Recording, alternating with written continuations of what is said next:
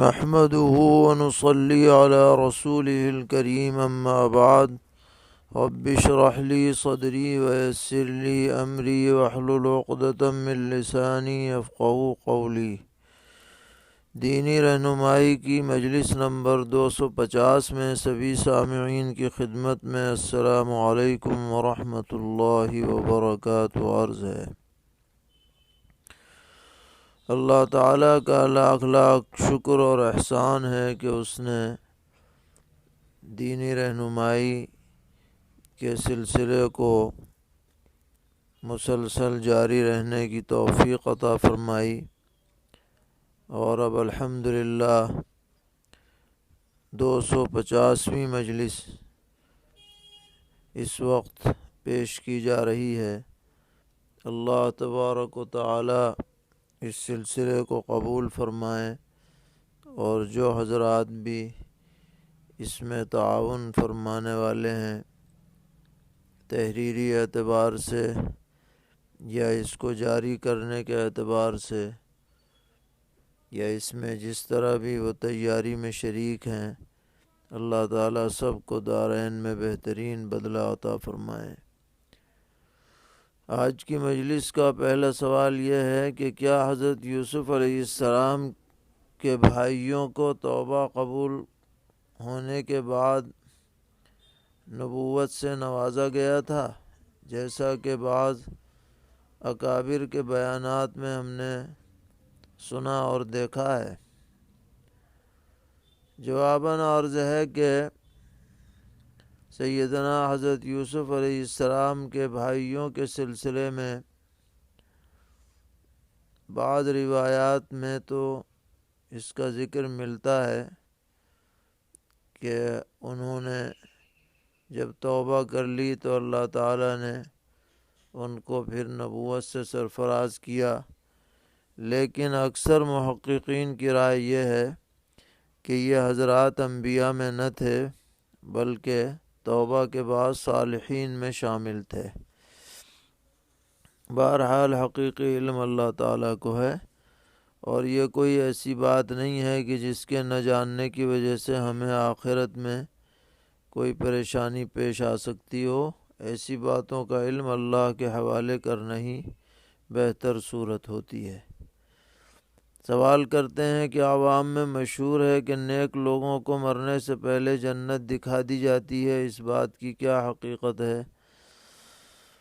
جواباً عرض ہے کہ باقاعدہ جنت دکھانے کی صراحت تو کسی روایت میں نظر سے نہیں گزری، لیکن بہرحال صالحین کے اوپر اچھے آثار شروع ہو جاتے ہیں، جس سے انہیں اندازہ ہوتا ہے کہ اللہ تبارک و تعالیٰ کا قرب اور اس کی رحمت سے انہیں نوازا جائے گا۔ پوچھتے ہیں کسی مرد یا عورت کا یہ کہنا کہ قرآن کریم میں ہر بیماری کا علاج یا قرآن کی آیت میں ہر بیماری کا علاج ہے تو یہ شرعاً کیسا ہے؟ جواباً عرض ہے کہ قرآن پاک کے بارے میں خود اللہ تعالیٰ نے فرمایا ہے کہ شفاء لما فی الصدور، کہ یہ دلوں میں جو بیماریاں ہوتی ہیں ان کے لیے شفا ہے۔ تو اس سے معلوم ہوا کہ قرآن پاک دراصل روحانی شفا کا ذریعہ ہے۔ البتہ اس سے جسمانی شفا بھی نصیب ہو سکتی ہے فی الجملہ، لیکن مطلقاً یہ کہنا کہ ہر بیماری کا علاج قرآن پاک میں ہے، اس طرح سے تعبیر مناسب نہیں ہونی چاہیے، کیونکہ قرآن پاک کا تعلق بیماریوں کے علاج سے نہیں ہے بلکہ روحانی امراض کے سے شفا سے ہے۔ اللہ تعالیٰ نے اس کا نزول دراصل ہدایت کے لیے کیا ہے، تاکہ لوگ صحیح راستے پر چلیں اور اچھی زندگی اخلاقی اور دینی اعتبار سے گزاریں۔ اس کے لیے قرآن پاک سب سے عظیم رہنمائی کرتا ہے۔ پوچھ رہے ہیں بیمار شخص کے استنجا کرتے وقت کبھی کبھی خون آ جاتا ہے، پتہ بھی نہیں لگتا، تو ایسی صورت میں اس کی نماز کی کیا شکل ہوگی؟ جواباً عرض ہے کہ اگر وضو کرنے کے بعد اس نے نماز پڑھ لی ہے اور پھر بعد میں اندازہ ہوا کہ اس کا وضو صحیح سلامت نہیں رہا تھا تو احتیاطاً نماز قضا کر لینی چاہیے، اور اگر یہ گمان ہو کہ وضو کے ساتھ نماز پڑھی گئی بعد میں خون نکلا ہے تو پھر نماز درست ہو جائے گی۔ سوال کر رہے ہیں کہ نماز کے فوت ہونے کا کیا مطلب ہے؟ ایک صاحب کہتے ہیں کہ آدمی صبح سے لے کے شام تک بے ہوش رہے تو اس میں جو نمازیں چھوٹیں گی اس کو فوت کہتے ہیں، اور اس پر ان نمازوں کی قضا ضروری نہیں، اور اگر اس نے جان بوجھ کر چھوڑی ہیں تو ان نمازوں کو قضا کرنی چاہیے۔ کیا یہ بات درست ہے؟ اور بعض حضرات یہ کہتے ہیں کہ نمازوں کی قضا ہے ہی نہیں، بس توبہ کر لینا کافی ہے۔ تو جواباً عرض ہے کہ فقہا لکھتے ہیں کہ اگر کوئی شخص اتنی دیر بے ہوش رہے کہ 6 نمازیں لگاتار اس کی چھٹ جائیں تو ایسے شخص سے نماز معاف ہے، یعنی اس کے اوپر قضا لازم نہیں۔ لیکن اگر کوئی آدمی اتنی لمبی مدت تک بے ہوش نہیں رہا، یا یہ کہ سوتا رہا، یا یہ کہ جاگتا رہا لیکن جان بوجھ کے اس نے نمازیں چھوڑ دیں تو اس پر قضا لازم ہے۔ سرور عالم صلی اللہ تعالیٰ علیہ وسلم نے فرمایا کہ جو شخص سوتا رہ جائے پھر جب اس کی آنکھ کھلے تو فوراً نماز ادا کرے، یہ دلیل ہے کہ قضا لازم ہے۔ اسی طرح خود پیغمبر علیہ السلام کی بعض مرتبہ نماز چھوٹ گئی تو آپ نے اس کو قضا فرمایا۔ لہذا جو لوگ یہ کہتے ہیں کہ نماز کی قضا ہی نہیں اور صرف توبہ کافی ہے، ان کی بات غلط ہے اور وہ معتبر نہیں ہے۔ نماز بہرحال ہر شخص پر فرض ہے، اور اگر وقت پہ نہ پڑھی جائے تو قضا لازم ہے، اور بالقصد قضا نہیں کرنی چاہیے۔ پوری کوشش کرنی چاہیے کہ سفر ہو یا حضر وقت پر نماز ادا کی جائے۔ پوچھتے ہیں ایک خاتون نے بھول کر اپنے کمرے میں مشرق کی سمت نمازیں ادا کر لیں۔ 2 دن کے بعد خیال آیا کہ میرا رخ تو غلط تھا، تو اب کیا کرے؟ جواباً عرض ہے کہ اگر اس نے تحری کے بغیر یہ نمازیں غلط سمت پڑھی ہیں تو اب انہیں دہرانا ہوگا۔ ہاں، اگر تحری کر کے نماز پڑھی تھی، یعنی اندازہ لگا لیا تھا اور پھر غلط سمت اندازہ نکلا، تو اب نماز کی قضا لازم نہیں ہے، لیکن اگر بلا تحری غلط سمت پڑھی ہے تو نماز ادا ہوگی، کرنی پڑے گی۔ سوال کر رہے ہیں کہ ہم عمرے کے سفر پر ہیں اور مدینہ منورہ میں عصر کے بعد ریاض الجنہ میں حاضری کا موقع ملا، کیونکہ ایپ کے ذریعے سے اس کا وقت ملتا ہے، تو عصر کے بعد یہاں نفل پڑھ سکتے ہیں یا نہیں؟ جواباً عرض ہے کہ ہمارے نزدیک، یعنی احناف کے نزدیک، ان اوقات میں کسی طرح کی بھی نفل جائز نہیں ہے، اور چاہے کہیں بھی ہو، کہیں بھی جائز نہیں ہے، ریاض الجنہ ہو یا کوئی اور جگہ ہو۔ اس لیے اگر آپ ایسے وقت میں وہاں جا رہے ہیں تو نماز نفل نہ پڑھیں، بلکہ ویسے ہی دعا اور ذکر میں مشغول رہیں۔ البتہ اگر مغرب کا وقت قریب نہیں ہے، یعنی سورج زرد نہیں ہوا ہے، تو اگر آپ کے ذمے کوئی نماز واجب الادا ہے تو قضا پڑھ سکتے ہیں، نفل نہ پڑھیں۔ پوچھتے ہیں خواتین اس طرح زبان سے نیت کرتی ہیں کہ میں نیت کرتی ہوں ظہر کی 4 رکعت فرض، اللہ کے واسطے رخ میرا کعبہ شریف کی طرف، تو کیا اس طرح سے نیت کرنا ان کا صحیح ہے؟ جواباً عرض ہے کہ زبان سے نیت کرنا جائز تو ہے، لیکن واجب اور ضروری نہیں، بلکہ اصل میں نیت نام ہے دل کے ارادے کا، اور اس میں مرد اور عورت کا کوئی فرق نہیں ہے۔ دل سے ارادہ کر لے کہ میں 4 رکعت ظہر پڑھنے جا رہی ہوں، چہرہ میرا قبلے کی طرف ہے، فرض پڑھ رہی ہوں، بس اتنا کافی ہے۔ پوچھتے ہیں کیا خواتین تکبیر تحریمہ زبان سے ہلکی آواز سے کہیں گی؟ جواباً عرض ہے کہ عورتیں ہر تکبیر آہستہ ہی کہیں گی، آواز سے نہیں کہیں گی۔ سوال کرتے ہیں کیا سورہ کافرون اور سورہ اخلاص فجر اور مغرب کی نماز کی سنتوں میں پڑھنا سنت ہے؟ اور وطر کی نماز کی پہلی رکعت میں سورہ اعلیٰ، دوسری میں کافرون، تیسری میں سورہ اخلاص پڑھنا بھی ثابت ہے۔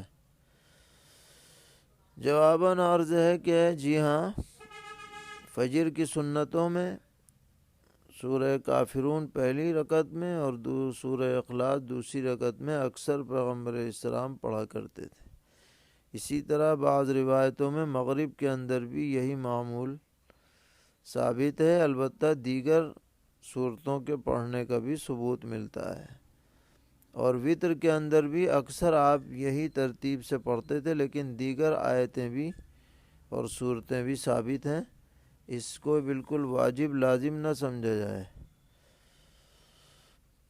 پوچھتے ہیں سو ہوئے شخص کو فرض نماز کے لیے اٹھانا کیا دوسروں پر واجب ہے؟ کیا جماعت کے فوت ہونے کی وجہ سے سوئے ہوئے شخص کو اٹھایا جائے گا؟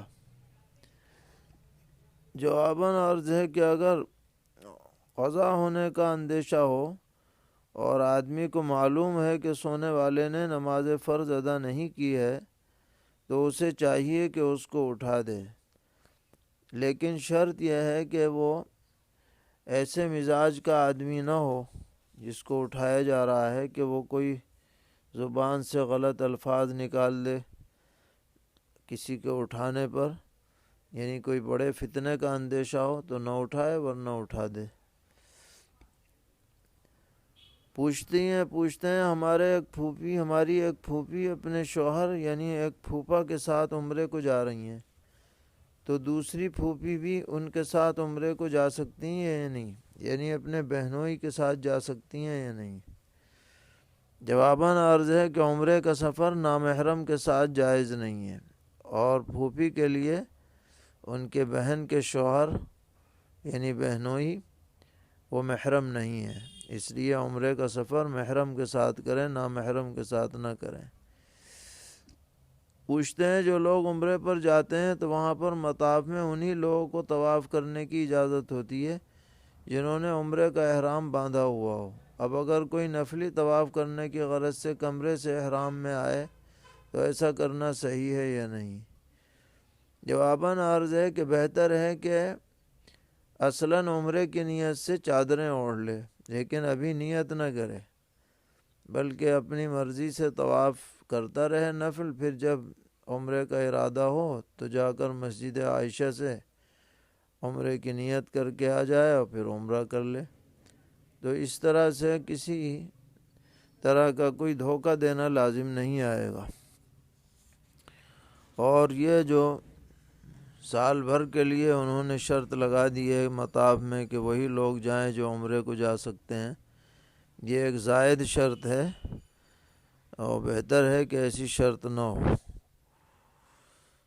سوال کر رہے ہیں کہ ہم نے پلاٹ خریدا تھا تجارت کی نیت سے، لیکن اب وہ کرائے پر اٹھا دیا ہے، تو زکوٰۃ پلاٹ کی اصل قیمت پر واجب ہوگی یا کرائے کی آمدنی پر؟ جواباً عرض ہے کہ جب آپ نے اسے کرائے پر اٹھا دیا تو اب اصل پر زکوٰۃ واجب نہ رہی، بس کرائے کی آمدنی پر ہے حسب شرائط، یعنی جس دن آپ زکوٰۃ کا حساب لگاتے ہیں اس دن جو کرائے کی رقم موجود ہو بس اس پر زکوٰۃ واجب ہوگی، اور اصل قیمت پر زکوٰۃ نہیں ہوگی۔ سوال کر رہے ہیں زید کباڑے کا کام کرتا ہے جس میں وہ سرکار سے ایک معاہدہ کرتا ہے کہ جتنی سرکاری شراب کی ٹھیکے کی دکانیں ہیں ان پر شراب کاغذ کے ڈبوں میں آتی ہے۔ اب زید خالی ڈبوں کو کباڑے میں خریدتا ہے اور پھر انہیں بیچ دیتا ہے، تو کیا یہ خرید و فروخت کر سکتا ہے یا نہیں؟ جواباً عرض ہے کہ ویسے تو صرف ڈبے کی خرید و فروخت حرام نہیں ہے، لیکن ایسے کاروبار سے مسلمان کو دور رہنا چاہیے جس میں شراب کی جگہ آنا جانا پڑتا ہو۔ اس کے علاوہ کوئی دوسرا کام کرے جس میں کسی تہمت کا اندیشہ نہ ہو۔ پوچھتے ہیں اوکھلی پر بٹھا کر بچے کو ختنہ کرانا کیسا ہے؟ جواباً عرض ہے کہ ختنہ تو فی نفسی ہی مسنون عمل ہے، لیکن اس کے لیے اوکھلی پر بٹھانا یہ غیر ضروری ہے، بغیر اوکھلی کے بھی ختنہ ہو سکتی ہے، اس میں اوکھلی کی شرط کچھ نہیں ہے۔ سوال کر رہے ہیں مرد یا خواتین میت کو قبر میں پیٹھ کے بل چت لٹانا شرعاً کیسا ہے؟ چت لٹا سکتے ہیں لیکن بہتر ہے، بلکہ سنت مؤکدہ قریب واجب کہ ہے کہ رخ دائیں طرف قبلے کی طرف رہنا چاہیے، اور کم از کم چہرہ تو کر ہی دینا چاہیے قبلے کی طرف، یہی بہتر ہے۔ اللہ تعالی ہم سب کو دین پر استقامت عطا فرمائے، ہر طرح کے شرور سے محفوظ رکھیں۔ وصلی اللہ تعالی علی خیر خلقہ محمد وعلی آلہ واصحابہ وذریاتہ اجمعین۔